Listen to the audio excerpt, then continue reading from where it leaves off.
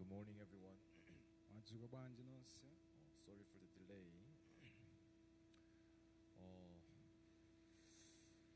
Thank you for gathering for this morning Sunday service. Zikomonso chifukwa chosonkhana mmawa uno. Let us first pray for this morning's word. Tiyeni tipemphere. Father God, thank you for giving us this time. Zikomo Ambuye chifukwa chotipatsa nthawi ino. We ask you that you may guide us this hour. Tikupemphani mutitsogolere nthawi iyi. Lord, truly, we need to find the true answer from your word. Kuti tipeze yankho lenileni m'mawu anu. But Satan has deceived our hearts Koma Satana wanyenga mitima yathu. in trying to fulfill righteousness with human power. Pakuyesetsa patokha ndi mphamvu zathu kufuna kukwanitsa chilungamo. Let us hand over the work to you Tipereke ntchito iyi kwa inu. and be led by this word this morning. Ndi kutsogoledwa ndi mawu awa mmawa uno. As we put this time in your hands, Pamene tiyika nthawi iyi m'manja mwanu. we have prayed in the name of Jesus Christ. Tikupemphera mu dzina la Yesu. Amen. Amen. Good morning, everyone. Madzuka bwanji nonse. This morning, we would like to continue with our the book of the Hebrews series. Tikhala tikupitiriranso ndi buku la Heberi. Today morning is Hebrews chapter 7, Lendo Heberi chapter 7 verse 20 to towards 28. kuyambira verse yake ya 20 kulekeza verse 28. If you have your Bibles, please open to Hebrews chapter 7, verse 20. Ngati muli mabaibulo otsekula na Heberi chapter 7 verse yake ya 20. If you found it, I would like to read from verse 20. Ngati mwapeza tiyamba kulenga verse 20. And inasmuch as he was not made priest without an oath, Ndipo monga momwe sikudachitika kopanda lumbiro. for they have become priests without an oath, but he with an oath, by him who said to him, the Lord has sworn and will not relent. You are a priest forever, according to the order of Melchizedek. Pakuti iwoto anayesedwa asembe kopanda lumbiro, koma iye ndi lumbiro mwa iye amene ananena kwa iye, walumbira Ambuye sadzalapa, iwe ndiwe wansembe nthawi yosatha.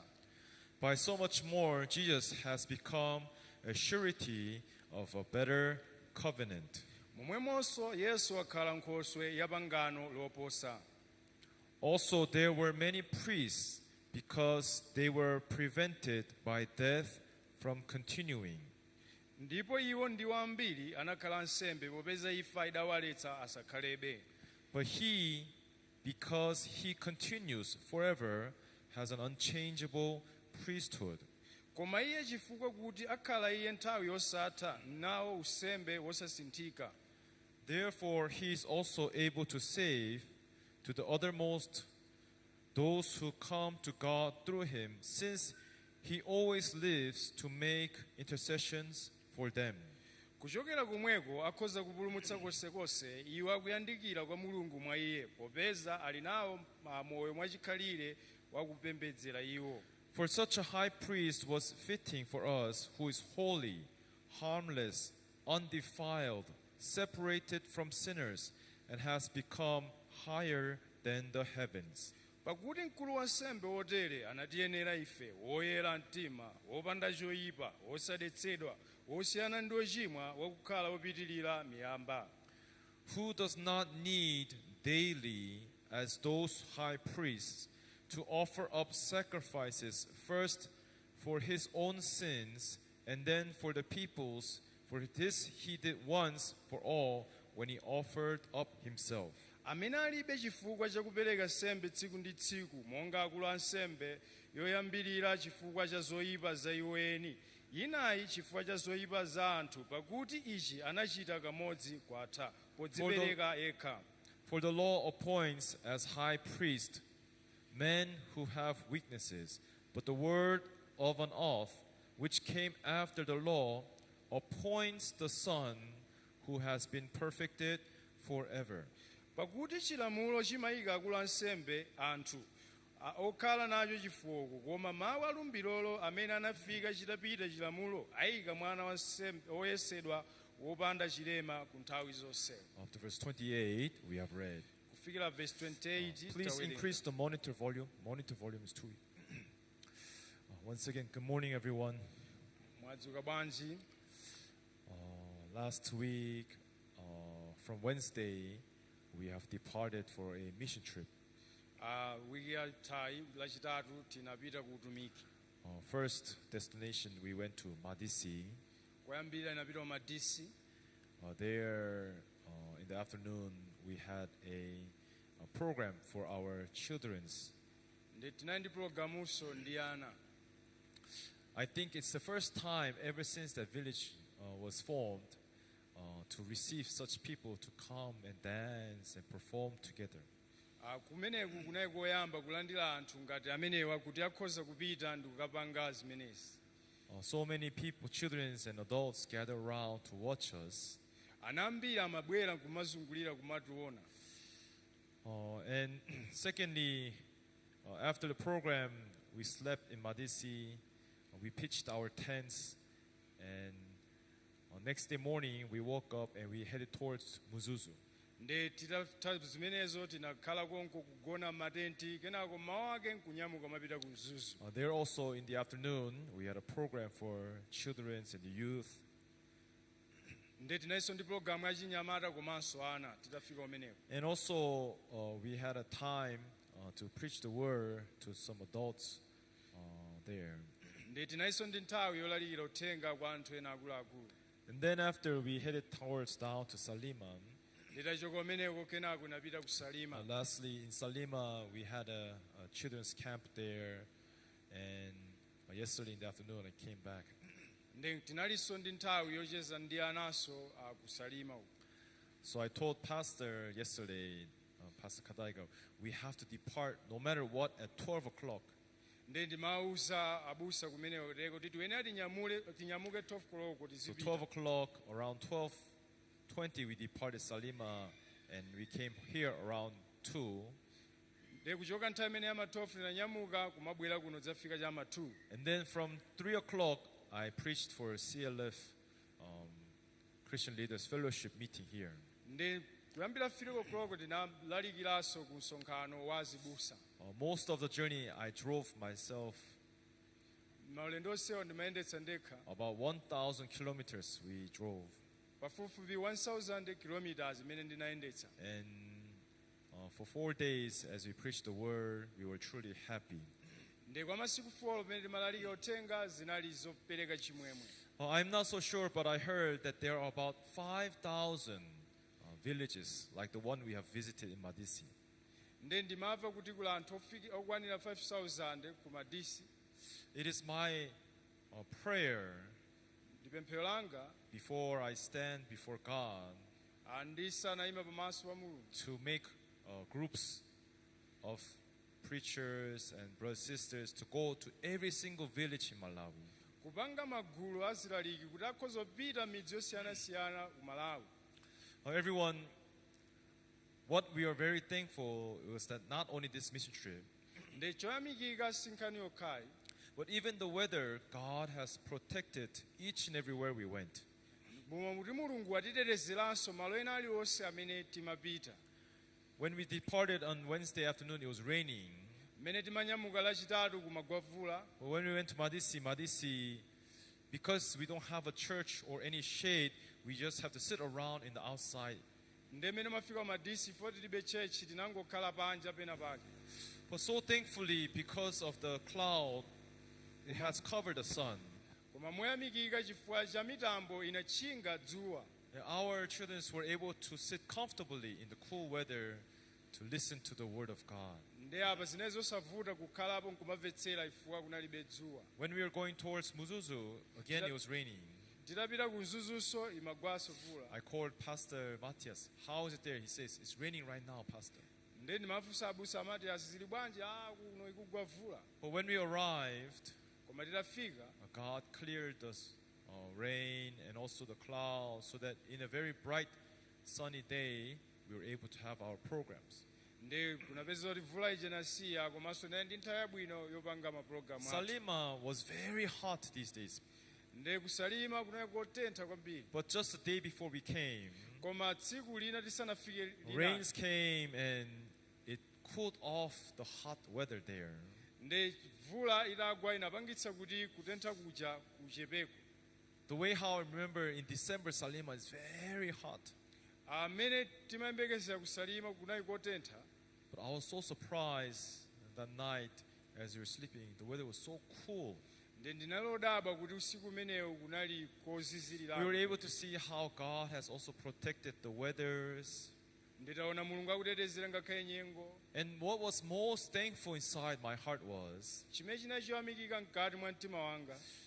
people who have this gospel inside their hearts. Anthu amene ali ndi uthenga wabwino mkati mwa miyoyo What yawo. happens is that God works inside our hearts. Mulungu amagwira ntchito mkati mwawo. And as God works inside our hearts, gives us wisdom, Nde just small difference in the thoughts. pamene akugwira ntchito mkati mwathu amatipatsa nzeru zosiyana ndi imene ife timaganizira. And that small wisdom changes the way how pastors work and think and prepare for this work of gospel. Nde nzeru yochepa imeneyi imasintha china chilichonse imene timaganizira timagwira ntchito china chilichonse. What was so thankful was that all our churches, although in many lackings, choyamikika mipingo mwathu ngakhale mwizosowa they are prepared with all their hearts. anatikonzekera ife.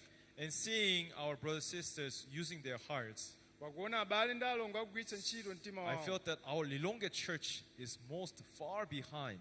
Nde ndinapeza kuti mpingo wathu akulilongwe uli kumbuyo kwambiri. Do you understand? Mukumvetsetsa Brothers and sisters, abale ndi alongo we have to repent our hearts. tikuyenera kugwiritsa ntchito mitima yathu. Next week we have our Christmas festival, Christmas service. Nde wiki amawa ndi service ya Christmas. I hope that in this 1 week remaining time, you use all your hearts in preparation for this. Ndikukhulupirira kuti ndi nthawi imene tikhoza kugwiritsa ntchito mtima wathu wonse ku This program. year we have pulled it 1 week earlier than usual because our GNC students will be departing after next week's Sunday service. Nde tapanga kuti tikhoza kupanga mwansanga tisanafike nthawi ya Christmas pamene azathuso akhala akupita amene Through this anabwera. time, I hope that brothers and sisters will be gathering together with our branch churches in Lilongwe. Ndikukhulupirira kuti abale ndi alongo tikumananso ndi ma branch churches I azathu heard that akulilongwe. preparation teams are preparing even to give lunch and also preparing some gifts and many variety of programs. Kukonzekera mphatso zakudya komanso mapulogalamu osiyanasiyana. I hope that you can invite your friends and families, come together and praise and worship God together and feel the true joy and happiness. Nde ndikukhulupirira tikhoza kuyitananso azathu ndi kusonkhana pamodzi ndi kumva chimwemwe. Even for the CLF yesterday, as we are having the meeting, I have seen many new pastors who have came. Nde dzulo pa CLF imene tinali nayo And as I was preaching the word, imene ndimalalika mawu. preachers know when you look at the listeners, sit it there, how you make eye contact with the listener. Nde ukamalalikira umatha kuonanso mmene ukuyang'anana ndi anthu akumvetsera. This person is really listening with the heart. Auya kumvetsera ndi mtima wake. You can know Umatha kuona pakuwe that akudziwa. person is not interested in the word right now. Auya aoneka kuti sasamala za That mawu. sister is right now thinking about, I forgot to put the clothes inside the house. If it rains this afternoon, all the clothes will become wet again. Nde matodziwa kuti auya aganiza zizovala zisiya panja kumene uzitsekera nde Other mwina brothers, kukosopula. tonight I have to watch the football match. Azibambo anthu ena ndikaonere mpira. There are people you can see just by your eyes, I can tell. Nde pali anthu amene umatha kuwaona pokungowaona m'maso chabe. But yesterday, all pastors, they all focused, Koma dzulo azibusa onse amaoneka anali not ndi thinking chidwi. about other things. Osaganiza zinthu zina They are focused to listen to the word of God. ama ndi chidwi kumvetsera mawu a Mulungu. After they came and said, Pastor, thank you for sharing the word. Ndipo iwo amayamika kuti abusa zikomo chifukwa chotigawira We mawu. need this kind of guidance and fellowship in amongst our leaders in Christ. Ife tusokera nthawi iyi yokumana pamodzi pakati pa azibusa. Everyone, what I emphasized was that the word of God is what holds the power. nde tupeza kuti ntchito ya mulungu ndi imene muli But mphamvu. people want to see outwardly miracles, some kind of effects in their life. Anthu amene amangofuna kuona zozizwa kunja zimene zikuonekera. But ever since this world has begun, Koma tikaona zozizwa izikabwera. even now and today in our time, Ngakhale mu nthawi yathu ino, even until the coming of Christ, ngakhale nthawi ya Khristu, God's work flows through the Word of God. nde ntchito yake ya mulungu imayenda kudzera mawu a mulungu. That is why we have to set our hearts upon the words that we listen. Ndi chifukwa chake tikuyenera kukhazikitsa mitima yathu pa mawu amene ife We should timamvetsera. not set our hearts upon any other hourly effects or experiences or emotions that we find in the church. Sitikuyenera kuyika mtima wathu pa zinthu zina zimene timaziona kandi It is really important that we follow the guidance of the Word according to the Bible. ndi zofunikira kuti titsatire chitsogozo cha mulungu malingana ndi Bible. Everyone, today I have read to you Hebrews chapter 7. Lero lino ndawerenga Hebrew chapter 7 Continuing on from last week, kupitiriza wiki yatha. last week I said we have to hand over this work upon to Jesus. Nde wiki yatha ndimati tikuyenera kupereka ntchito yonse pa Yesu Khristu. Do you remember? Yes, we have to hand it over to Jesus Tikuyenera tipereke kwa Yesu. because it is not the law that can save us. Chifukwa iyeyu ndi amene ali ndi mphamvu yoti We need to realize that the work to wash away the sin, it can only be performed by the priest inside the tabernacle. nde tikuyenera kudziwa ntchito yochotsa tchimo imachitidwa ndi wansembe yekha mu chihema. No one else is able to take in part. Palibe wina aliyense amene akutengapo mbali. That is why particularly God chose the Levite tribes to be that people to work in the temple. Ndi chifukwa chake mulungu akusankha Alevi kuti azigwira ntchito ya mu chihema. First of all, everyone, we are not Levites. Choyambirira ife sa We are Alevi, not even Jews. ife sa Yudaso, We are not even Israelites. ifenso sa Israeli, We are Gentiles, right? ife ndi amitundu si But choncho. even if you are Israelite, even if you're a Jew, Koma ngakhale mukanakhala mu Yuda or kapena even mu if you Israeli, were Levite, ngakhale mudakhala Mlevi, it is only the appointed priest who can do the work in performing the sacrifice according to the law to wash away our sins. nde ndi wansembe yekhayo amene amasankhidwa kuti agwire ntchito yopereka sembe mu chihema. Now, some of our people who are listening to this as you joined just now, what is Pastor saying? Ndena mukukhala nafe kumene kumvetsera kuti zimenezi zikuti chani. What I'm saying is simply that we humans, Nde chomwe ndikukamba ife anthu today in our Lero- time, nthawi yathu ino we do not have the authority, tilibe mphamvu whether you go to church, kaya tupita whether you chechi pray, kapemphera whether you are able to know how to worship God. kaya mudziwa kupembedza mulungu. God did not appoint us Mulungu sanatisankhe in washing away our own sins. pakuyeretsa kuchotsa tchimo lathu.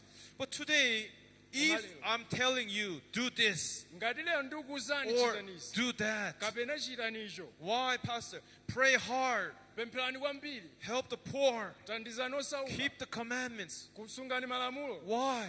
Chifukwa chani? Because you need to live a holy life, Chifukwa righteous timuyenera life, kukhale moyo so that woyera God can bless us. kuti mulungu atidalitse. If I'm to preach like such words, Ngati ndilalika mawu otere, everyone, I'm breaking ndekuti ine ndikulenga, the law of God. ndekuti ndikulenga lamulo la mulungu. Understand? The Kumvetsetsa law of salvation. njira ya chipulumutso. Everyone, today where we read Hebrews chapter 7, Pamene tawerenga Hebrew chapter 7, it's going to take us a little bit deeper. zozamirako Now we have understood that Jesus Christ, now he was not a Levite. ndetapeza kuti Yesu sana He was born of a Judah family. anabadwa ochokera m'bado wa But Yuda. Pastor, didn't you say only the Levite tribe can be the priest?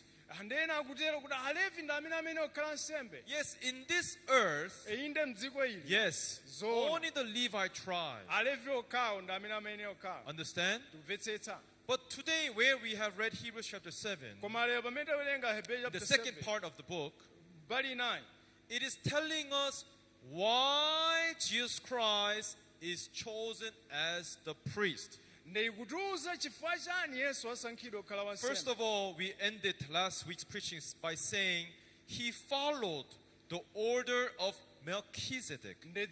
Wiki yapitayi namaliza ndikuti akutsatira dongosolo la Who is Melchizedeki. Melchizedek? Melchizedeki ndi ndani? King of Salem, Mfumu ya Salemu, meaning king of peace, mfumu ya mtendere, king of righteousness, mfumu ya chilungamo. right? Si choncho. And he was there even before the Levite tribe existed. Nde Melchizedeki analipo ngakhale Alevi asanapezeke. He appeared before Abraham, Analipo ngakhale pasanafika Abrahamu. right?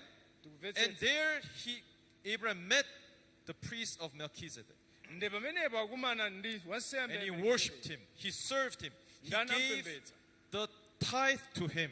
Abrahamu akuperekaso chakhumi kwa iye. What is the tithe in Hebrew language? Chakhumi ichi mu Chiheberi Maasar, Masa.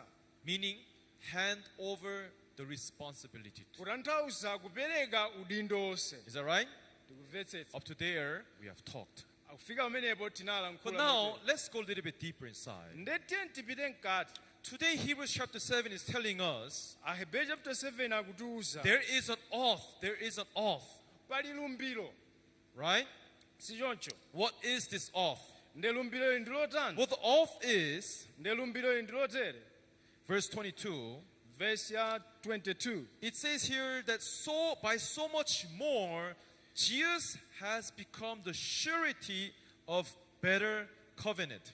Momwemonso Yesu wakhala nkhoswe ya pangano loposa. Jesus has become the surety Yesu wakhala nkhoswe of better covenant. Better covenant means promise.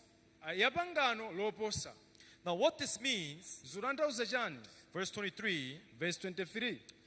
also there were many priests, Ndipo iwo ndiwo ambiri, but there was a problem. koma panali vuto. These priests that were in this world, Ansembe anali mdziko ili, when they become old, atakula, they die. amamwalira. Is that right? Si choncho. That's why here it says, because they were prevented by death from continuing the priesthood. Ndifayaka kuti ife analetsedwa ndi imfa kuti asapitirire kukhala nsembe. Now, reason why we are not able to become the ones who are the priest, Ndifa chani ife sitikuyenera kukhala nsembe? because everyone, this priesthood in this world, they cannot continue because they die. Chifukwa usembe usamapitirira amafa. So every now and then a new priest had to come out. Nthawi zonse wansembe watsopano amene Now, then what is the oath of God? nde lumbiro la Mulungu ndiloti chani? Verse 24, Verse 24. here Bible says, Apa Bible likuti. but he, Koma iye, because he continues forever. chifukwa iye akhala nthawi yosatha.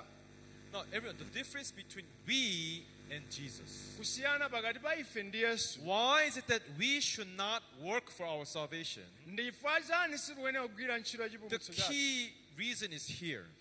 Yankho ndili. We work for what is called temporarily salvation. Ife timagwira ntchito ku chipulumutso cha nthawi yochepa chabe. Yeah, as you know, go to church, pastors would say, oh, did you commit sin? Pray for forgiveness. Timatero kapita kuchechi munachita chimo, Confess your sins and pray. pempherani. So we will confess our sins and pray. Nde timavomereza God, machimo ndipemphera. please forgive me. I will Ambuye, not commit sin again. khululukireni sindidzachitanso chimo ine. Now, as you come out from church, you feel like, oh, yes, I'm saved. Now I feel like I have been washed. I'm so grateful. Nde ukamatuluka umavota pano zili bwino But ndayeretsedwa. as days go by, Koma masiku pamene akupita, we cannot help but to commit sin again. Is that right? upezekanso wachimwaso. Right? Si choncho. That's why then, by the time Sunday comes, Ndifa chake sande all the kafika. happy faces as they went out, I have worshipped the Lord. Ndi anthu akamapita mosanga andupita pamaso pa Ambuye. Next one, then you come back, Akenako akamabweranso nthawi nayo moziya. I want to ask, what sin did you commit this week? Unachita chimo lanji. Right? Si choncho. Then again, people have to praise, worship God in service and pray, God, please forgive me, I'll not commit sin. Ndi anthu apempheranso kenako Ambuye tikhululukireni machimo. Then people think, I have become free. Nde potero kenako pano ndayera. That's why the word Jesus Christ washed away past sins, ndifukwa chake yesu akucheretsa machimo ambuyo it came around, and many churches are using these words. ndi akugwiritsa ntchito mawu awo. People are saying that Jesus Christ, yes, we know that he's a savior who died on the cross, Anthu akutera tidziwa yesu ndi mpulumutsi but he died for your past sins. koma anangofa chifukwa cha Now, machimo as you ambuyo. live your life, if you commit sin, Koma lero pamene uchita tchimo you have to pray for forgiveness. mukuyenera kupemphera chikhululukiro. Everyone, Wina aliyense like that, momwemo humanly thoughts, maganizo a munthu humanly feelings maivaiva a munthu has overtook the real word of God. zasokoneza ntchito yeniyeni ya mulungu. They intruded. You know what intruded? apezeka kuti asokulowerera. We are not supposed to be in there to do this, but people intruded into the work of God. sitimayenera kukhalamo koma takalowerera ntchito ya And people mulungu. are thinking, I must pray. Anthu I ena must do wapemphera. this. I Anthu ena must do wapanga ichi. that. Anthu ena wachita icho. People will work for their own salvations. Anthu akugwira ntchito pa chipulumutso chawo. People have intruded Anthu alowerera to the work of God. ku ntchito ya mulungu. I remember some years back, ndikumbukira zaka za my mbuyo. parents came to stay with me in Malawi. Makolo anga anabwera And as they were zakhala coming, they brought their TV, which they used to use in their house in Korea. ndi anabweretsa TV imene akugwiritsa ntchito nyumba mwawo. Because they just recently bought it, they sold everything away before coming here, but they could not sell the TV. ndi pabwera sanathe kugwiritsa TV So anabweretsa. they brought it with them when they were coming to Malawi. ananyamula TV kubwera nayo ku Malawi. So we used it. ndi timagwiritsa ntchito. But the problem is, Koma vuto everyone, wina aliyense. Korea electricity, it's 220 volts, Ku Korea ndi 240 volts, 50 hertz. 50 50 hertz, HZ, 50 hertz or 50 hertz. 50 hertz. Malawi that time was 220 volt, but 60 hertz. Pamene Malawi inali 60 hertz. You understand? Tikumvetsetsa. So problem was our TV set power, the power unit, the power box. When we switch on, after using some time, the power box, it was burned. One fuse was burned inside the power box. Ndi mphamvu yake imasiyana ndi nkati fuse imapezeka kuti So ikupyolera. that good TV that we have brought all the way from Korea, problem is after 1 or 2 months, we could not use it anymore. Ndi ngakhale TV yachoka ku Korea yabwino koma sitikanatha kuyigwiritsa ntchito. You understand? Tikumvetsetsa. So what me and my father, what we decided to do, Ndi ine ndi bambo anga naganiza. if we want to use it, let's fix this. Ndi ngati tifuna tigwiritse ntchito tentikoza. So we turned the TV over and made it flat, Ndi tinayigoneka and we took the screw, ndi tinatenga chomasulira. and then we wanted to unscrew, Ndi nkuyamba kumasula. but it was written there, Ndi do not temper. ndi zimatero kuti simukuyenera kumasula. Understand? Kumvetsetsa. Yeah, it's a TV. We bought it, but it says do not temper. Ndi pali lamulo Product lofotokoza chonchi. of LG. Ndi zifunika zichitike ndi LG.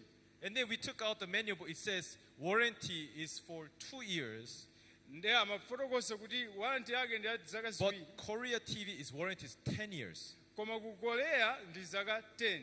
right? International warranty 2 years, Korea warranty 10 years. Ndi ku Korea zinali motero. So we thought, yeah, if we open, Ndi timaganiza tikatsekula. then we can, if we fix it, no problem. But if we cannot fix it, we are losing an expensive TV. Tikamasula nkukoza zabwinobwino koma tikakanika ndoti tayiluza. I remember me and talking with my father, should we open it or not? Should we open it or not? Timakambirana titsekule kapena titsekule kapena. Hey, but how can we send this TV set all the way to Korea and they fix it and they bring it back? Yeah, thinking about this, carrying it and bringing it back is more hectic. Ndipo ganiza tipite nayo ku Korea kakozedwa kena kubwerereso ndicholemetsa kwambiri. So do you know what we did? Ndi mudziwa chomwe We nachita. opened it. Ndi tinachi masula. And when we opened it, we saw a small white fuse. It has been burned. Ndi titatsekula inapeza fuse imodzi imene So inapsa. do you know what we did? Ndi tinachita We chani. removed that fuse Ndi tinachotsa fuse. and we directly connected. Ndi tinalumikiza direct. Understand? No Kumvetsetsa. problem. Fuse is just to, in case electricity is not flowing like well, it's not normal, then that's when the fuse burns to protect the TV, right? nde ntchito ya fuse ndiyoteteza tv kuti isapse. So we thought, because it's 50 hertz and Malawi is 60 hertz, it's okay. Let's just jump and then connect direct. nde tinaganiza kuti fingi tikhoza kukulumikiza So zosavuta we tena. connected it and we used it. nde tinalumikiza nkuyamba kugwiritsa ntchito. But after about 1 month again, nde patatha mwezi again we switch on power. Power is not working nde kuyatsa sikuyaka. because I think electricity was not flowing well. So I guess it caused a problem again. nde tikuganiza kuti magetsi samayenda bwino nde So now there's no more fuse to remove. nde kuchotsa fuse. So we decided to remove the power box itself. nde tinaganiza zochotsa And chinthu chonse. instead of doing anything, we decided that time there was our one sister who came to just visit us. nde panali mulungu ina amene anabwera. On the way back to Korea, we just sent that small part. We removed it and we sent it back and asked the sister, fix it. And then if the chance someone is coming this side, send it through that people so that we can receive it. nde tinampatsa munthu amene kuti kuchotsa kukadera kena kuti akakonze kenako akabweretsenso. So we sent it to Korea. nde tinatumiza kolera. Now I was curious. Yeah. nde ndinali ndi chidwi. Warranty is 10 years. zaka 10. So would they fix this for us for free? tikhoza kukonzedwa kwa ulere. So she went nde atapita. and then she submitted this to the LG service center. nde anapititsa kwa LG imene ndi kampani imene Oh, yes. How are you, customer? How can we help you? Oh, I have this TV which I bought, then I take it to Malawi, but we had a problem with power supply. Can you check? Oh, yes. Since this is under warranty, we'll fix it for you for free. muli bwanji zakhala bwanji ichi chinayi kumalawi chonongeka. So zabwino tikukonzerani She ulere. registered it and signed and gave the part to the LG service center. nde anapereka ndi kusayinira kuti And she came out and called, oh, Pastor, thankfully the LG service center said they will fix it for free. nde anayimba abusa adakonza ulere chinthu chija LG. So I also have, so thankful. Ah, That's loyamika. good then. zili bwino kwambiri. The next day, nde kenako tsiku linali. she was just the office lady who received, but now when they took the part behind to those engineers to fix it, nde anali ongolandira nkuchipititsa kwa munthu amene when amakonza. they check, nde atatsekula nkuona. something is missing, china chake palibe apa. right? si choncho. What did they say? nde Do not temper musayesere product of kuposa. LG. chiwene Right? chitika ndi LG basi. So this engineer spoke to this lady who received our registration. nde anayankhula ndi uyo amene analandira chinthu. We cannot fix this for free. sitingakonze ichi ulere. Had it been that you had brought this part without tampering with it, zikanakhala kuti munabweretsa all we had to osagwira. do was just throw this away and give you a new power box. nkhani imene tikadachita nkungochitenga nkuchita nkukupatsani And that china power chatsopano. box cost about 120,000 kwacha. nde imakwana 120,000 nthawi imeneyi. You understand? kumvetsetsa. But because you have tampered with it, according to our company policy, we cannot fix it for free. nde monga malamulo athu chifukwa mwagwiragwiramo sitingachikoze ulere. So if you want it, you pay nde for ngati new power mufuna box. mulipira. So the sister called me, Pastor, ndanayimbaso they abusa. say they cannot fix because you tampered with it. akuti sangakoze chifukwa inuyo munachigwiragwira.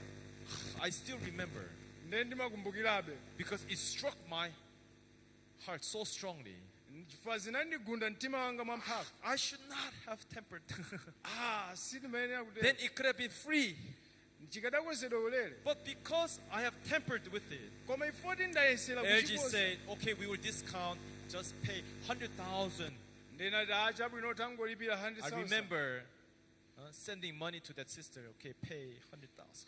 nde ndikumbukira nditumiza Why did ndalama. I remove that fuse? chifukwa chani ndimayesera kuti ndikoze. Everyone, wina aliyense. even the LG company ngakhale kampani LG tells you to not to tamper with their products. ikutiuza kuti tisalowerere pa ntchito yawo. Our soul, momwemonso it's God's product. ndi lamulonso la mulunguso. Amen. amen. You should not be the one to tamper with God's product. musalowerere mu ntchito ya mulungu. That is what we're saying. ndi lonjezo lake. But people have intruded into this work of God, koma anthu alowerera mu ntchito thinking yake ya that Mulungu. if I pray, wouldn't God bless me? If I do this, wouldn't God bless me? If I do that, wouldn't God save me? Ndikapita ichi kodi ndikapanga ichi Mulungu sandidalitsa, ndikapanga ichi Mulungu andidalitsa, kuganiza motero. Before you do that, the greater sin is not believing in the law of salvation. Musanachite chimenecho, tchimo lalikulu ndi kusakhulupirira mulamulo la God chipulumutso. has an oath.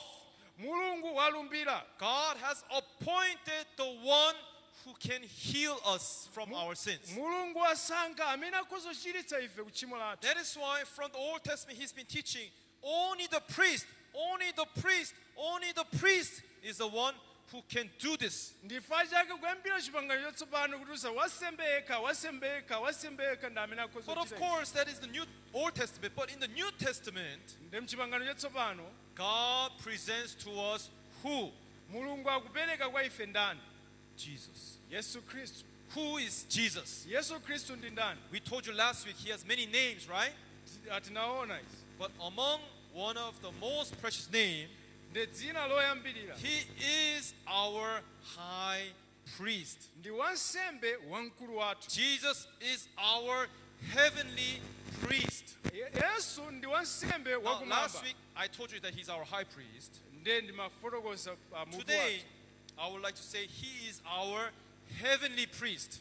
Apa lero ndikunena Yesu Khristu ndi wansembe Now wathu there's wakumwamba. two reasons for this. Pali zifukwa ziwiri. The first reason I'm explaining to you right now, Choyamba imene mafotokoza. he is not the same priest of this world. Sakufanana ndi ansembe monga dziko lapansi. Because the priests in this earth Chifukwa ansembe mdziko ili cannot continue in their work. sangapitirize nthawi zonse ntchito yawo.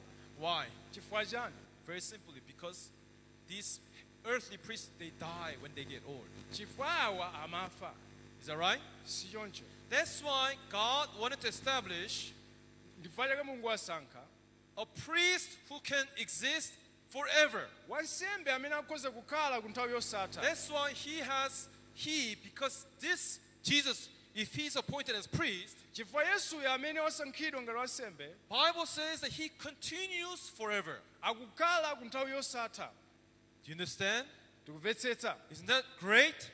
Si chachikulu chi. That is the wonderful plan of God. Ndi mplani ya Mulungu yodabwitsa. Because in God's plan, Chifukwa mmaplani if aka Mulungu something is not forever, zina si za if nthawi something zonse. is not eternal, he will not use it. Chilichonse chimene si chakwamuyaya That's why sakuchigwiritsa your ntchito. temporary way of salvation Chifukwa chake sakugwiritsa or ntchito za nthawi our yochepa. fleshly doctrines of saying that he washed away our past sins does not match to God's ways. Ngakhale ndondomeko yathu oti anachotsa tchimo lakale sizikugwirizana ndi njira ya Mulungu. It does not match to God's promise. Sizikugwirizana ndi lonjezo la See, we Mulungu. are not supposed to use it then. Sitikuyenera kugwiritsa ntchito. But we intrude in God's work. Koma ife tikulowerera mu We ntchito ya have Mulungu. intruded in his boundaries to say, no, I will pray, I will do this for my salvation. Ife talowerera mmalekezero poganiza kuti ndikhoza kupemphera chikhulupiriro. Everyone, God cannot use that Mulungu sakugwiritsa because ntchito it's izi. not eternal. Chifukwa si zamuyaya.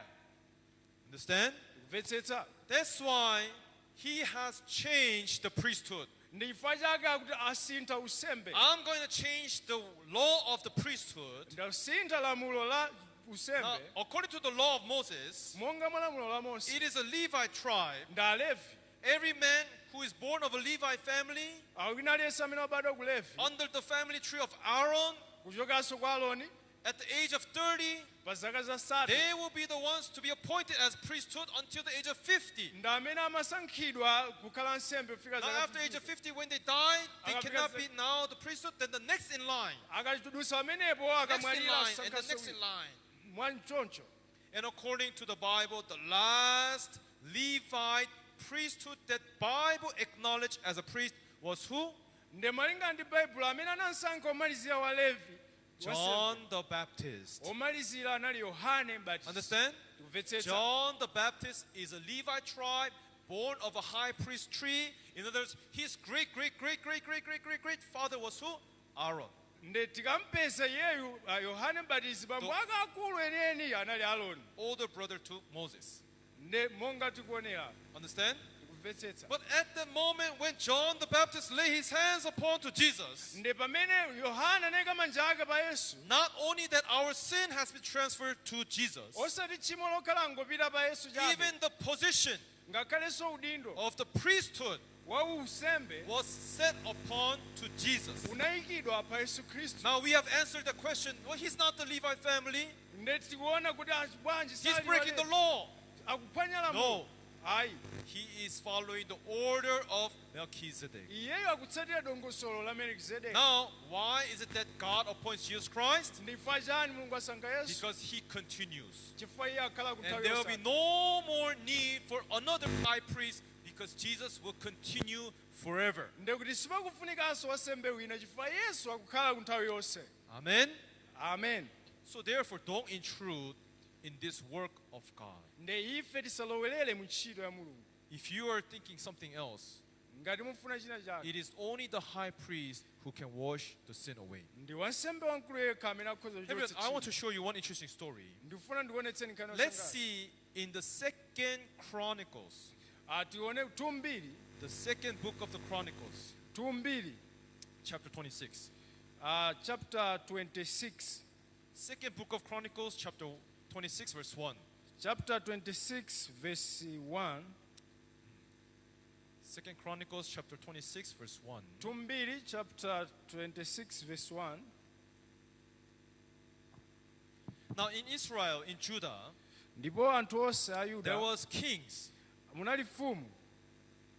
And among those kings, there was a king whose name was Uzziah. Nde pakati pa mafumu panali mfumu ina otchedwa Uziya. 26. 26. Uzziah was a son to Amaziah, who was a former king. Nde Uziya anali mwana wa Amasiya amene analinso mfumu. And this Uzziah Nde Uziya uyu was a very good king. anali mfumu yabwino. If you see here, Tikaona apa, when Uzziah was appointed, he was now all the people of Judah took Uzziah, who was 16 years old, and made him king instead of his father Amaziah. ndipo anthu onse a Yuda anatenga Uziya ndiye wa zaka 10 nalonga ufumu mwalo mwa atate wake Many Amaziya. kings of Judah and Israel Mafumu kwa Yuda kwa Israeli were very evil. anali woyipa ambiri. But among the very few, like the King David, Ndi King pakati pa ochepa. Hezekiah, and Pakati- King Uzziah was one of the very few who was very loyal and faithful kings to God. Nde mwa ena iwo amene anali abwino ndi amene wa David komanso Uziya amene anali okhulupirika pamaso pa Mulungu. Now, when Uzziah became king, Nde pamene Uziya verse anakhala 4, mfumu, verse 4, verse yake ya 4, and he did what was right in the sight of the Lord, nachita iye zongoka pamaso pa Yehova, according to all that his father Amaziah had done. monga mwa zonse adazichita atate Now, wake he was a Amasiya. very right, he was a good king before God. Iye anali owongoka, anali mfumu yabwino pamaso pa Mulungu. Understand? Verse 7, Verse 7. God helped him against the Philistines, against the Arabians who lived in Gurbar, and against the Meunites. Ndipo Mulungu anathandiza poyambana ndi Afilisiti ndi Aarabu okhala Gurubala ndi Ameyuni. So he was a king whom God was helping. Nde anali mfumu imene Mulungu amanthandiza. It's very familiar, right? With David, right? Mofanana ndi David. God made David to win because wherever he went, God was with him, Bible says. Davidenso amapambana ifa kumene amapita Mulungu So amakhala. Uzziah was one of such king who was very great, who was right before God, who did everything according to God's words. Nde Uziyaso anali mfumu yatero amene anali ndi mphamvu yake ya Mulungu umatsogolera. So Pastor, why are you talking about such a good king? Ndifa chani mukamba za mfumu We are imene? talking about we should take our hands off, let the priest do the work. Why suddenly him? Tukamba zosiya ntchito kuyisiya kwa wansembe. Problem is that as Uzziah was conquering the country of Judah, Nde pamene Uziya amatsogolera his Ayuda. pride grew greater and greater and greater and greater. Nde iyeyo amakhala kupitirirabe. Yeah, there's no other king who was good as I am. Nde panalibenso mfumu ina I am ngati ine. truly faithful. Ine I am ndokhulupirika. truly loyal. Ine ndine I am a wolemekezeka. great king. Ndine wamphamvu. his rightfulness came inside his heart. nde kukhoza kwake kunayamba kubwera mtima mwake. You know, when people think that they can do it, Pamene anthu aganiza kuti akhoza kuchita, intruders, right? akulowera. God's work, we should not intrude because no matter how good you are, you should never intrude. Ndekuti apo amba kulowerera ngakhale utakhala wabwino wotani sikuyenera. There are some people who go to church, Ndi anthu amene amapita kuchechi. they think that it's okay for them to pray and wash away their own sins. Anthu amaganiza kuti zabwinobwino pemphera kuti achotse Do tchimo you know lawo. why they think like that?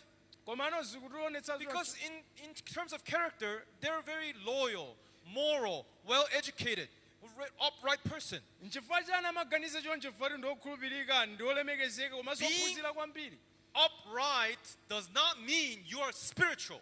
Koma tikaona zinthu zauzimu sizofunika Pastor, ifeyo. no, there were Pharisees and scribes who would used to say to Jesus, Ndifukwa chake alembi ndi afarisi amapikamba Teacher. kwa Yesu. Yesu, for me, Ine- I fast twice a week, ine ndimasala kawiri give tithe of all that I possess, ndimaperekaso and I chakhumi keep ku zinthu every zonse. law that God says, Ndimapangaso and I am zonse not like zimene other Mulungu afuna. extortioners and axes, Ndimapangaso chilichonse imene mulungu afuna. right? Si choncho. Pharisees and scribes said that. Nde They were upright, amanena choncho but mfarisi were ndino. they spiritually righteous? Komano kodi ichi ndi chilungamo chauzimu? No. Ayi. Spiritual righteousness only comes from Jesus Christ. Chilungamo chauzimu chikungochokera kwa So Yesu don't be Khristu. confused, everyone. Musasokoneze. Those who go to church, Kwa be iwo amene apita ku church. upright Kuti ndi awongoka and spiritually righteous. ndikukhalanso is okanga na different. uzimu. Kukhala wongoka ndi But there kukhala are people who are wauzimu upright zosiyana. people Zosiyana. who do not commit sin, Amusachite who help the chinthu. poor, Kuthandiza osauka. who think that they're doing good. Anthu amene amaganiza kuti achita They bwino take pride about themselves. ndi amadzikweza mumtima And mwawo. because of that pride, Ndi chifukwa they chodzikwezako intrude into the work of God. amakalowelera mu ntchito ya And Mulungu. that's exactly what Uzziah has done. Ndi chifukwa ichinso chimene He's a anachita king Uzziya. who have been helped by God, amene anakondedwa ndi who Mulungu. follow God. Amatsatira Mulungu. But verse 16, Koma verse 16 one day, tsiku lina but when he was strong, his heart was lifted up to his destruction. koma atakhala wamphamvu mtima wake unakwezedwa momuwononga. When he was strong in his heart, Pamene atakhala wamphamvu mumtima his mwake heart was lifted up. mtima wake unakwezedwa. In other words, he became arrogant. Mwa njira ina I anakhala know how to worship God. ndimadziwa kupembedza I Mulungu. know how to serve God. Ndimadziwa kutumikira Mulungu. And now this caused his destruction. Mapeto wake chinakhala chiwonongeko. For he transgressed against the Lord, Nalakwira Yehova his God, Mulungu wake. by entering the what? Popeza analowa kuti. He entered into where? Analowa kutiko Temple of the Lord, mkachisi wa Yehova. to burn incense on the altar of incense. Kufukiza pa guwa la sembe la chofukiza. He went inside where? Anapita mkati mwa chani? Temple. Mwa And then kachisi. he brought the incense and he burned the incense. We burn incense when you make prayer or submission to God. Ndezofukiza ndi zimene timapereka popereka pemphero kwa Mulungu. Everyone Wina aliyense. going into temple Kupita kukachisi. to pray, to worship God, Kukapembedza Mulungu. and burning the incense itself, is that a sin? Ndi kupereka zofukiza ndi Did he commit chimo. adultery? Did he steal? Did he Kodi wachita kill? chimo wapha kapena waba? Is that sin? Kodi ndi chimo limene ukachita chofukiza? That itself is something he wants to worship. Iyeyo mwayeka amafuna apembedze But mmooneke. there's a problem. Koma pali vuto. He's not a what? Iye sindani. He's not a priest. Si wansembe kuti achite He's a chimene. king, Iye ndi mfumu. but is he a priest? Kodi iye ndi wansembe? That is a problem. Ndi vuto limenelo. Oath is an oath. Ngati anena kuti ayi. Promise is a promise. Nde Law lonjezo ndi is a lonjezo. law. Nde mulonso ndi Because you're lamuloso. upright, Ngakhale chioneka because you chongoka. are so loyal, Ngakhale ndi because you omvetsetsa. are so good in prayers and worshiping and helping poor, Kapena umachita bwino thandiza anthu. don't you think that you can become a priest? Musaganize kuti mukhoza kukhala ansembe. Understand? Tikumvetsetsa. That led Uzziah to destruction. Izi zinampangitsa Uziya He kuti went awonongeke. inside to burn himself the incense, which only the priests are allowed to do. iye anapita mkati ukachita zofukiza zimene wansembe yekha ndi amene Verse ochita. 18. Verse 18. That's why. Chifukwa chake And they withstood King Uzziah and said to him, who is they? The priest. natsutsana ndi mfumu Uziya amene wansembe. It is not for you, Uzziah, to Not- burn the incense to the Lord, Nati kwa iye sikuyenera inu Uziya kufukizira Yehova. but for the what? Koma But for the kwa who? ndani? Koma But kwa- for the priest. Koma wansembe. Do you understand? Kumvetsetsa. It's not you who can make the burning of incense to the Lord. Sinu uyo amene mukhoza kupereka chofukiza. Because you're a king. You think you can come inside the temple and just burn the incense? Mukaliza kuti fa ndinu mfumu mukhoza kulowa nkukapereka chofukiza. God made a law that only the priest can do this. Mulungu apanga lamulo kuti wansembe yekhayo ndi amene But the akhoza kuchita. priests, the sons of Aaron, Ansembe ana a Aaroni who are consecrated, opatulikidwira who are only the ones chosen to burn incense, asankhidwa kupereka zofukiza. get out of the sanctuary. Tulukani malo opatulika. What did the priests say? Akuti chani? Get out! Tulukani. King! Mfumu. They're the priest and he's the king of that country. Ndewire wansembe wina ndi mfumu. Understand? Get out! Tuluka. No, you have trespassed. You shall have no honor from the Lord God. Pakuti mwalakwa Yehova Mulungu sakulemekezanipo.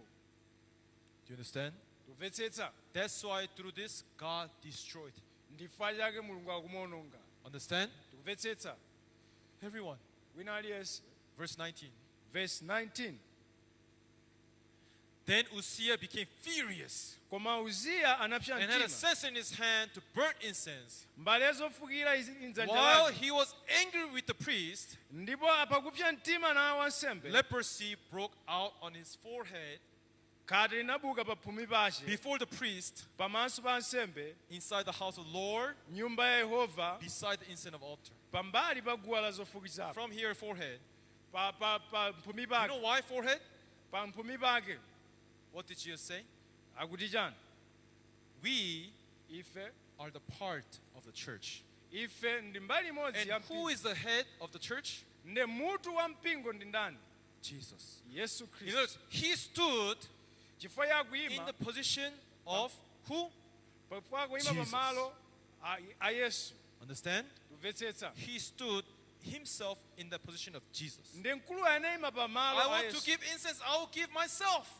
Ndipereka ndekha sembe zimene. Why? Because I'm upright king. I am a rightful king. I'm a good king. Chifukwa ine ndine mfumu yabwino, ndine mfumu yowongoka, ndipereka ndekha zofukiza. From that day, Kuyambira nthawi imeneyo. Uzziah was cast out from the kingdom. Nde anachotsedwa ufumu. Since he's born of a king's family, they gave him a small room. Until the day he died, he could not come out from that room. Nde iyeyu sanathenso kukhala mfumu kufika nthawi ya David. Understand? Kumvetsetsa. God cursed him. Anamutemberera. In the temple where people wash their sins away, where people become blessed by God. Mu mkachisi mmene anthu achotsedwa tchimo adalitsidwa God ndi Mulungu. cursed Uzziah Mu mkachisi momwemo anamutemberera Uziya because he chifukwa committed cha. adultery, Chifukwa achita because he chigololo, killed, he murdered, kapena wapha, because he steal, kapena waba. because he himself wanted to do the work which the priest is supposed to do. Chifukwa iye anachita ntchito imene amene ochita ndi wansembe. Understand? Kumvetsetsa. Everyone, Wina aliyense. we have a strict law here. Apa tili ndi lamulo lokhazikika. This work of salvation. Ntchito ya chipulumutso. It is the priest, appointed high priest who can do this. Ndi wansembe yekha amene wasankhidwa amene akhoza kuchita. Hebrews chapter 7 is telling us, Aheberi chapter 7 who ikuwuza. is this appointed high priest? Ndi ndani wansembe amene wosankhidwayo? Jesus. Yesu Khristu. Understand? Kumvetsetsa. Let's go back to Hebrews, but let's go back to Hebrews chapter 8 for a moment. Tione Aheberi Hebrews chapter chapter 8 verse 1. 8 verse 1. Although we have not read this, let's just read the next chapter. Ngakhale sinafike komabe tingoona. Now, this is the main point of the things we are saying. Apa pamene tifuna tione zimene So what is the tanenazo. main point here?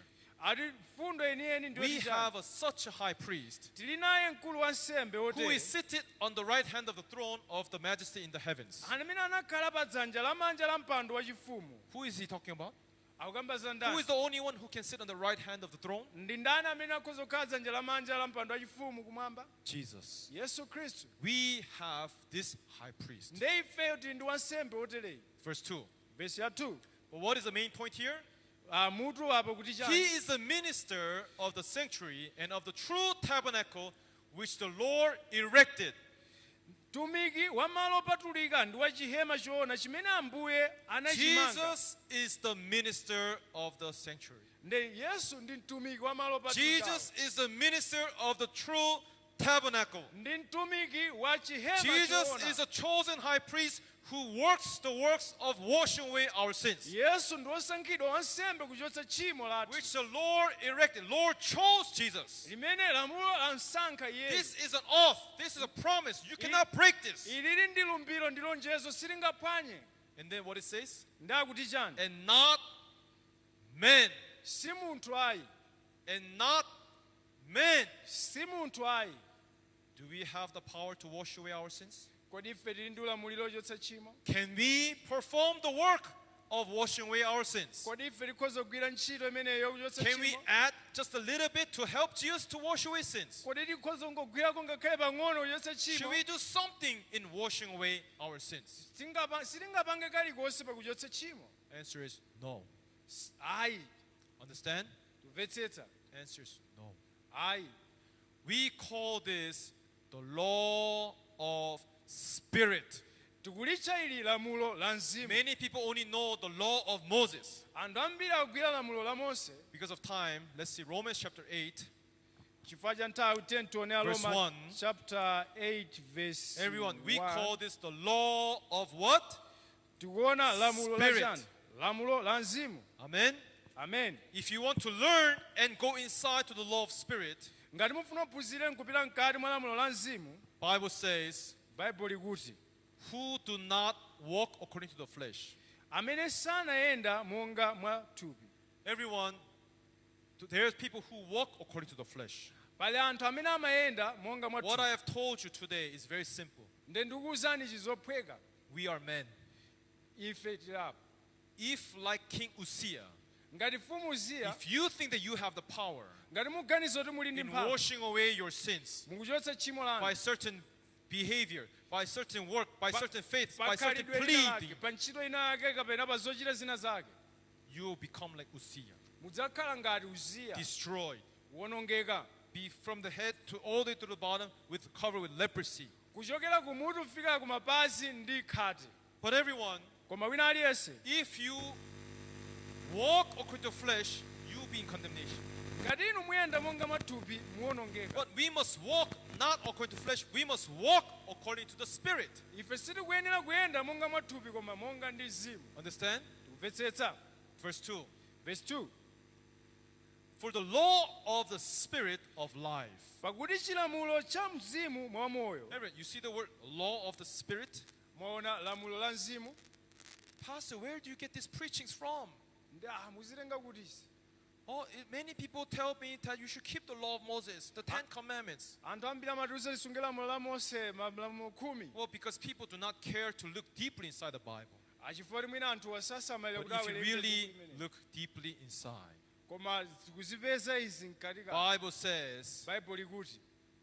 for the law of Spirit of life in Christ Jesus has made me free Pakuti chilamulo cha mzimu mwa moyo mwa Khristu Yesu chandimasula. from the law of sin and death. Kulamulo la uchimo ndi imfa. Do you remember 2 Corinthians chapter 3, verse 6 and 7? Mukukumbukira Galatians chapter 3 verse 6 and 7. 67. 6 and 7. 6 ndi 7. 2 Corinthians chapter 3, quickly. 2 Corinthians chapter 3. 2 Korinto chapter 3. 2 Corinthians chapter 3, verse 6. 2 Korinto chapter 3. Who also made us sufficient as the ministers of new covenant, not of the letter, but of the Spirit. For the letter kills, but the Spirit gives life. Amenenso anatipanga okwanira mwa mzimu popeza osati monga mwa thupi koma mwa mzimu popeza lemba lipha koma mzimu apereka moyo. Speaking the same way with Romans chapter 8, verse 2, right? Ikuyankhulanso momwemo monga Roma chapter 8. Spirit gives life, letters kill. ndakuti mzimu apereka moyo pamene lemba limapha. What is the letters? Lemba ndi chani? Yeah, Lamulo. written with the finger of God. Right? Cholembedwa ndi chala. Right? Si choncho. Letters. Verse 7. Verse ya 7. But if the ministry of death, Koma ngati utumiki wa imfa written and engraved on stone, was glorious, wolembedwa ndi wolochedwa miyala unakhala so that the wolemerera. children of Israel could not look steadily at the face of Moses, Kotero kuti ana Israeli sanathe kuyang'anitsa pa because nkhope ya of the Mose. glory of his countenance, Chifukwa cha ulemerero wa nkhope which yake glory was passing away. umene unali kuchotsedwa. Do you remember the Levite earthly priest? What is the problem? They pass away. They cannot Kumbukirana continue. usembe wa Levi anachotsedwa. What is the problem with the law of kusapitirira. Moses? It passed away. It cannot continue. Lamulonso la Mose likuchotsedwanso sili That's kupitirira. why Bible says the law of Moses is ministration of what? Ndifaya kuti lamulo la Mose ndi utumiki wa chani? Of what? Utumiki wa Death. chani? Wa imfa. Understand? Tikumvetsetsa. So don't be confused. Law of spirit and law of Moses is different. Nde musasokonezeke lamulo la mzimu ndi lamulo la Mose. What I'm zosiyana. explaining to you is right now, I'm helping you to guide so that you can go inside the law of the spirit. Nde chomwe ndikuchita ndikutsogolerani kuti mukalowe mu lamulo la mzimu. Amen. Amen. So let's go back to Romans chapter 8, verse 2 again. So you understand, right? Nde tibwerere kwa Roma chapter 8. For the law of the spirit of life in Christ Jesus Pakuti chilamulo cha mzimu wa moyo mwa Khristu Yesu has made me free from the law of sin and death. chandimasula ine ku lamulo la uchimo ndi imfa. Amen. Amen. Everyone, Wina aliyense. you shall know the truth. Truth shall set you free. Mudzazindika choonadi, choonadi chidzakumasulani. That truth is not law of Moses.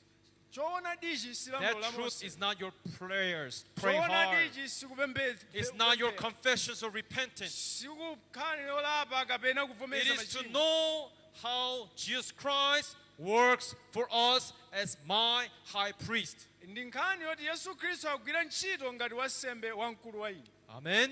Amen. It is to know how Jesus Christ becomes our eternal high priest. Ndikuzindikira mmene Yesu Khristu wakhalira wansembe wa nthawi For yamuyaya. those who are still binded in their thoughts, no, Pastor, I think I can do something. I must do something to please God, to be blessed by God. Kwa anthu amene akhazika malingaliro awo ndiwene ochita china chake ndidalitsike ndi Mulungu. If you, as we have seen in verse 1, if you walk after flesh, Akuti ngati muyendayenda monga mwathupi, you will be condemned. inu mudzawonongeka. If you do not want to be condemned, Ngati inu simufuna you kutsutsidwa, must mukuyenera. walk after the Spirit. Ndikuti mukuyenera kuyenda mwa mzimu. Everyone, do you want to walk after the law of Moses or do you want to walk after the law of the Spirit? Kodi inu mukufuna muyende monga lamulo la Mose kapena lamulo la mzimu? Raise your hand if you want to walk after the law of Moses. Kwezani manja amene ati ine cha Mosecho basi. Good choice. You'll die. Like Uzziah with leprosy. Ngati mungatero inu mudzafa ngati Raise your Uzziya. hand if you want to walk after the law of Spirit. Kwezani manja ngati mufuna muyende monga lamulo la Amen. mzimu. Amen. Yes, let's know this. Tikuyenera kuzindikira ichi. Which means we are people Kutanthauza ife who do ndifani. not want to look at ourselves, Amene sili kuyenera who kuchita will ntchito not pa rely ife. upon my doings, my Amene work. sindikudalira pa ntchito zanga. We want to discover what is Jesus Christ, what has He done for us. Ndifuna ndimvetsetse chimene Yesu anachita kwa ine. Verse 3, let's read just verse 3. Verse 3. For what the law could not do in that it was weak through the flesh, Pakuti chimene lamulo silinathe kuchita popeza chinafoka mwathupi. God did Mulungu anatumiza by sending His own Son. mwana wake wa iye yekha. God did it for us by sending His Son. Mulungu anachita izi pakutumiza mwana wake. Reason why God sent His Son to us. Ndifa imene anatumizira mwana We wake. are too weak Ife ndofoka to fulfill the righteousness. kuti tikwaniritse chilungamo. Then what must we learn here? Ndi chimene wachitika ndi By chani? myself, Pa ine ndekha, by my prayers, pa ntchito by pa my works, ntchito by zanga, my effort, mphamvu zanga, I can do nothing. sindingapange kena kalikonse. Stop your own works and ways before God. Tikuyenera tisiye ntchito zathu pakufuna kukwaniritsa chilungamo. If you want to believe in Jesus, Ngati mufuna kukhulupirira mwa Yesu, we first carry our cross and then follow Him. mukuyenera munyamule mtanda ndi kuntsata. What does that mean by carrying our cross? Zotanthauza chani kuseza mtanda? Accepting that I cannot do anything. kuvomereza kuti ine But siningathe. if you want to come to Jesus without accepting that, Ngati simufuna bwera kwa Yesu you're osavomereza, intruding in God's world. ndiye kuti inu mukulowelera ntchito ya Mulungu. Understand? Tikumvetsetsa. Not only that God will not allow, that is a curse that will be upon you. Apa tikupeza kuti izi kothera kwake ndi So I'm temberero. preaching this to you so that you clearly draw the line in your hearts. Apa tikuyenera kuyika nzero Lord, we want lekanitsa. to come to you, Mulungu alithandiza. not with my works and efforts. Osati ntchito zanga We want to accept you as our high priest. mulola Yesu kukhala You wansembe wathu. are everything.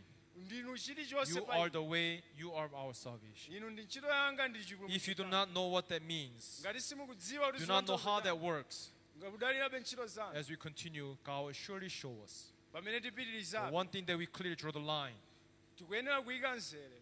we need a high priest. Tikufunika ife wansembe Because we wamkulu. cannot do this. Chifukwa tikudziwa sitingachite You izi. understand what that means, right?